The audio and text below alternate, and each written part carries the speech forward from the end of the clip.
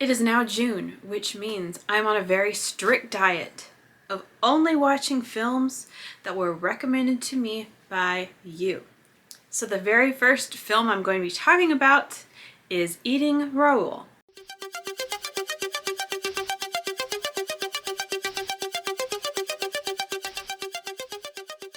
I'm probably not going to be able to review individually every single one of these 45 movies that have been selected for me, but I will do what I can when I can. For this review, I'm going to be talking a little bit about the movie, but I will be leaving out major spoilers, including the ending. I'm not going to be talking about the ending. This movie was recommended to me by David because, if I recall, because I love Serial Mom so much, and it is a dark comedy like Serial Mom. Eating a Raoul was released in 1982 and it is directed by Paul Bartel. It's about a couple named Paul and Mary. They've been married for like 10 years and they live in LA, and they live in a very, very tiny apartment, like painfully tiny. And basically the setting here is that LA is becoming just a cesspool of sexual deviancy. And Paul and Mary are just kind of squares, but they are in this apartment building where tons of swingers, as they are called, are having tons of like sex parties. And it does disrupt them.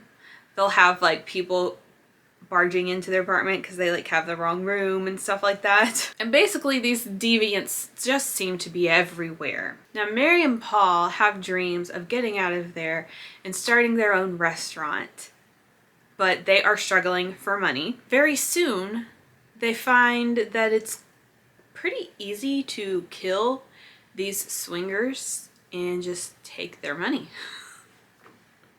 So that's kind of the routine they get into to get that extra cash. So this film is starring Paul Bartel and Mary Warnoff.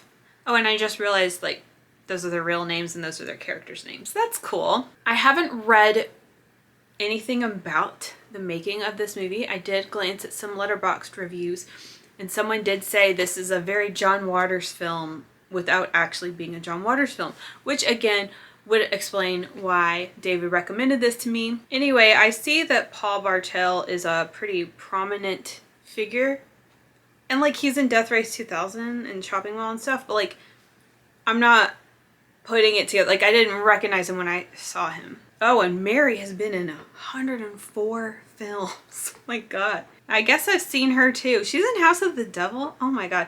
I feel bad that I don't recognize these people. The look of this movie is like, the best word I keep coming back to is grimy.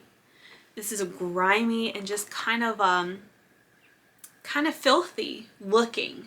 Not like in terms of content, but just like the appearance. Like everything looks kind of dirty and not very cute. It reminds me a lot of how Don't Open Till Christmas looks, or how something like Alice Sweet Alice looks, where the people look, I know these are attractive people, but I feel like they were presented to like look kind of, what do I say? Just like slightly ugly. Medium ugly. That's it. Medium ugly.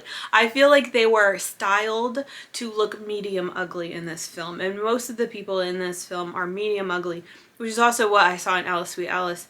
And they have just like garish makeup and just like kind of off-putting. I don't know what kind of budget they were working with, but again, this apartment was so freaking small. It was almost claustrophobic. Again, just like Alice Sweet Alice, very small, cramped spaces. But it did definitely add to the movie because they wanted these characters to feel like basically the swingers were just closing in on them. You know what I'm saying? So that was effective. They really paint just a gross picture in this movie. Like we're in places like a dog food processing plant and the dirty streets of LA. And there's almost this like surreal quality to the setting because in a way it's anarchic. Pretty much everyone they interact with is a sexual deviant for lack of a better term, no judgment. They're just everywhere. And it seems to be very easy to just kill someone or have a huge party with tons of naked people very easily. Like, it just seems to be the Wild West. So it is kind of interesting in that it sort of takes you out of reality as we know it and puts you in this other world. Now let's talk about the humor. The movie did make me laugh out loud a few times. It was very just like goofy, cartoonish humor. But at the same time, the subject matter was very crass, you know? A lot of times, I mean, there were countless attempted rapes in the movie. But luckily, like, it didn't get upsetting. It was just kind of like, ew, you know? But it was a very, like, cute and quirky movie with some enjoyable humor, for sure. And, you know, it's funny, in terms of the sleaze, for a while I was thinking, like, we're not actually gonna see any nudity. Like, it's all just implied activities. But finally, like, after a while, you do start to see nudity. And I don't know why they, like, waited. Maybe I'm forgetting something, but it just seemed like they waited till, like, later on in the movie until people are actually being naked. In terms of story, there are some movies that the best way I can describe them is like, it's a story about some stuff that happened. I don't know, it's hard to explain. I think that is how I describe movies that don't necessarily have a feature or quality that I can take with me. You might have heard me say that before. Like, can you take that fear with you if it's a horror movie? Is it fear you can take with you? Or if it's a comedy, does it have jokes or one-liners that you can take with you and quote? Or even in terms of atmosphere, is it an atmosphere? Is it a mood that you can take with you into your daydreams? This film doesn't really give me anything I can take with me. There might be a few jokes I could take with me if I watched it a few more times, but it was not a film that I, like, merged with in any way. Instead, it was just this very strange tale that had a beginning, middle, and end. And, you know, like, the characters made some choices that I don't necessarily agree with it. Well, they're killing people. I shouldn't agree with that at all. But there's just this moral ambiguity about the characters, which is very interesting. But, like, you don't know what's gonna happen at any given moment. However, to its credit, I felt the same way about Serial Mom when I first watched it. I didn't like that it went places I didn't expect it to go. It was chaotic.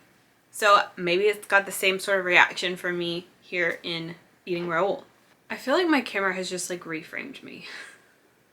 Anyway, my camera ran out of space, so if I look different, I don't know why. Anyway, even though this is kind of a point A to point B story, there is a lot you can, like, dig into, exploring a little more about Paul and Mary and their dynamic and their apparently sexless marriage.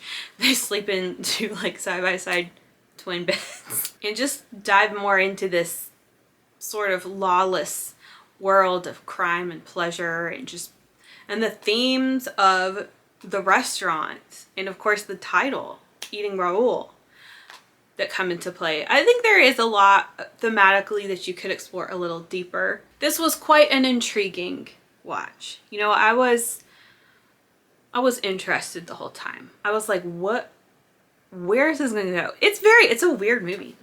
So thank you, David, for inviting me to leave my comfort zone and watch a film that perhaps I would not have otherwise watched. And I definitely see, you know, how it fits in with other films that I enjoy.